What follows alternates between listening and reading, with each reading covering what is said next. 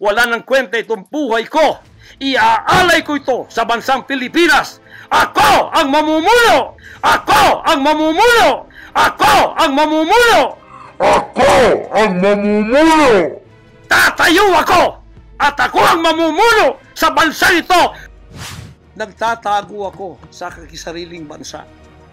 Sariling mga compound namin na pinaghirapan. Hanggang kami na ako saan nagpapalimos. Pero yung amin pong sinusulisit, tingnan ninyo ang humanitarian na ginagawa namin. Ni 5 wala kaming ninanakaw. Yung mga volunteers ko, walang sweldo. Araw at gabi. Sapagkat nakikita namin ang mga kabataang Pilipino, pinabayaan ng mga politikong yan. Kami po nagsasacrifice para mapakain sila, mapaaral na wala pong bayad. Pagkatapos, ang kababayan nating nalipusta, kalamidad, walang tumutulong. Kung may tumutulong man, politika at may kabayaran. Nagtitiis po kami sa mga pag-alipusta.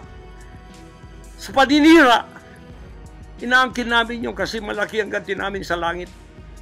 Ngunit pagka nakasalalay na ang ating mga kalayaan, lalo na sa kamay ng mga banyagang ito, na wala naman tayong ginawang masama sa kanila, tumutulong pa ako sa Amerikang yan.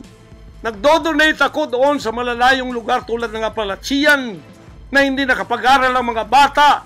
Bumili kami ng napakalaking library para sila'y makapag-aral. Mga Amerikano po yan. Kinikilala ba nila yun? Kung nagseselo sila sapagkat ako'y umusbong sa bansang Amerika, problema na po nila yun. Kung ako'y binigyan ng ama ng isang sasakyang panghipapawid para hindi ako madelay sa aking worldwide na gawain, kasalanan ko ba yun? Kung ako binigyan ng pampalipad na helicopter dito para mapuntahan ko lahat ng aking satellite sa buong Mindanao, Pilipinas, kasalanan ko ba yun? Kasalanan ko ba na ako'y magkaroon paralan para makapag-aral ang mga bata na walang bayad? Kasalanan ko bang mayroong SMNI para hindi mabayaran?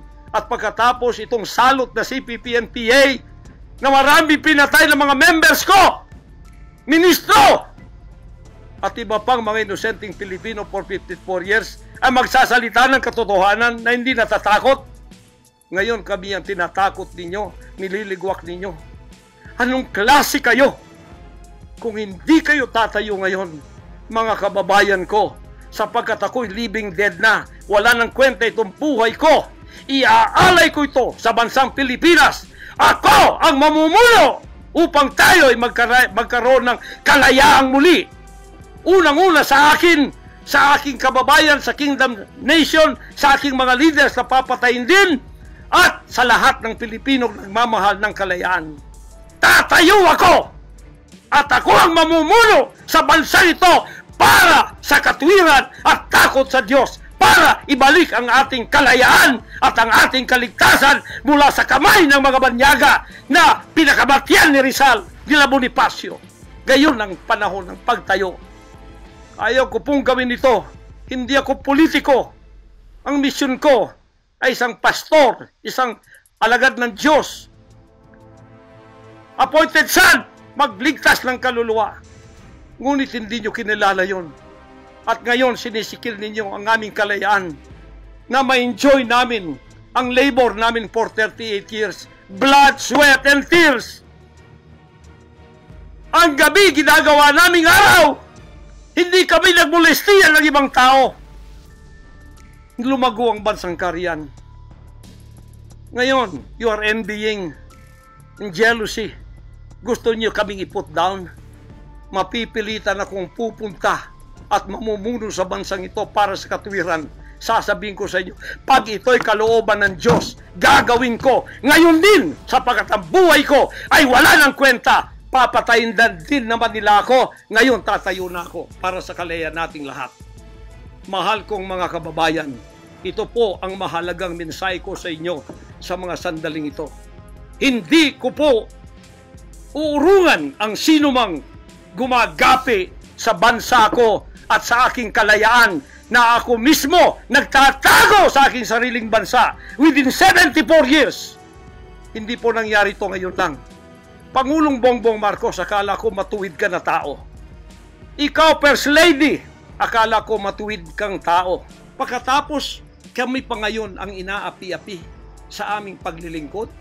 Pagkatapos sila ay mga kriminal na nakaupo dahil may kapangyarihan. Kami ngayon ang liligwakin nila. Hindi ba yan karumal-dumal sa harap ng ating Panginoon Diyos? Hindi ba yan ay isang pamamahalang hindi tama? Si Nebukadnezar, pinakain ng damot, ginawa siyang hayop. Ang kanyang anak si Belshazzar, nakakita ng handwriting on the wall. Pagkatapos, inalis ang kaharian sa kanya at ibinigay kung sino ang magiging matuwid na haharap sa Panginoon Diyos. Anong tingin ninyo sa akin bilang pastor? Dinemonize. Ang reputasyon ko pinagsisira. Ngayon, hindi na ako buhay. I am a living dead. Kung walang Panginoon Diyos sa akin, pinatay na ako sapagkat lahat ng gadgets nasa sa kanila.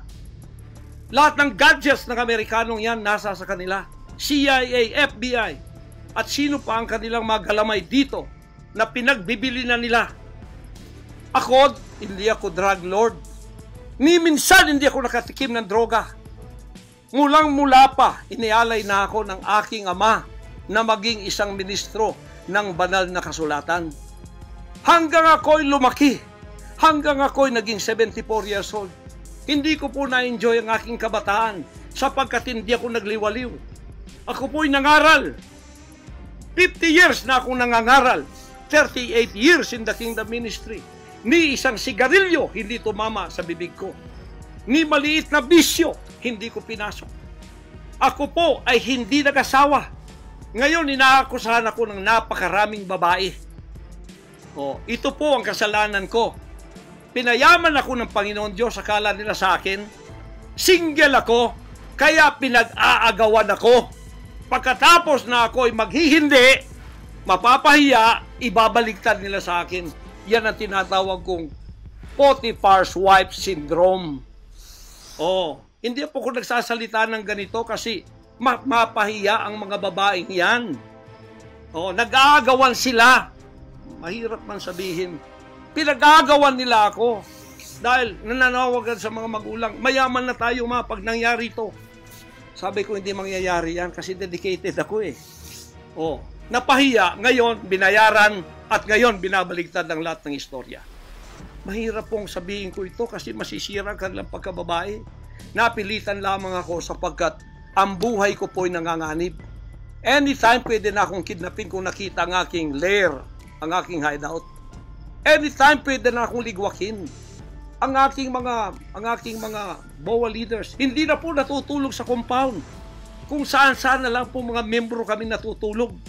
Doon sa mga payak na mga bahay, doon sa mga bahay na hindi kilala. Sapagkat lahat po kami nakalista na. Napapatayin, gugurgurin. Wala po silang takot kasi nasa kanila daw ang kapangyarihan. Mahal kong kababayan, nagtatago ako sa kakisariling bansa. Sariling mga compound namin na pinaghirapan. Hanggang kami na ako saan nagpapalimos. Pero yung amin pong sinusulisit, tingnan ninyo ang humanitarian na ginagawa namin. Ni 5 wala kaming ninanakaw. Yung mga volunteers ko, walang sweldo. Araw at gabi. Sapagkat nakikita namin ang mga kabataang Pilipino, pinabayaan ng mga politikong yan.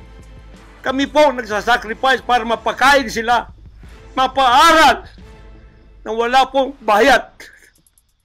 Pagkatapos, ang kababayan nating nalipusta, kalamidad, walang tumutulong. Kung may tumutulong man, politika at may kabayaran.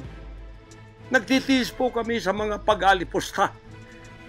Sa paninira, inaangkin namin yung kasi malaki ang ganti namin sa langit. Ngunit pagka nakasalalay na ang ating mga kalayaan, lalo na sa kamay ng mga banyagang ito, na wala naman tayong ginawang masama sa kanila, tumutulong pa ako sa Amerikang yan. Nagdodonate ako doon sa malalayong lugar tulad ng Apalachian na hindi nakapag-aral ang mga bata. Bumili kami ng napakalaking library para sila'y makapag-aral. Mga Amerikano po yan. Kinikilala ba nila yon? Kung nagseselo sila sapagkat ako'y umusbong sa bansang Amerika, problema na po nila yon. Kung ako'y binigyan ng ama ng isang sasakyang panghimpapawid para hindi ako ma-delay sa aking worldwide na gawain, kasalanan ko ba yon? Kung ako binigyan ng pampalipad na helicopter dito para mapuntahan ko lahat ng aking satellite sa buong Mindanao, Pilipinas, kasalanan ko ba yon? Kasalanan ko ba na ako'y magkaroon paaralan para makapag-aral ang mga bata na walang bayad? Kasalanan ko bang mayroong SMNI para hindi mabayaran?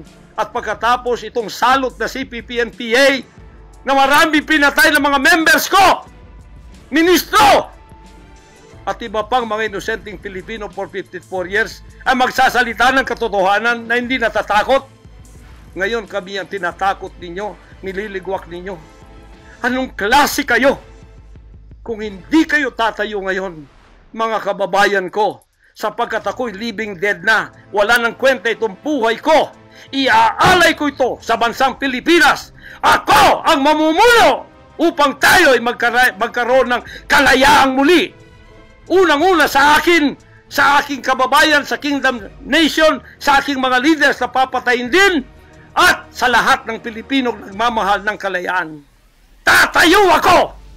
At ako ang mamumuno sa bansa ito para sa katwiran at takot sa Diyos, para ibalik ang ating kalayaan at ang ating kaligtasan mula sa kamay ng mga banyaga na pinakamatyan ni Rizal, ni Bonifacio. Gayon ang panahon ng pagtayo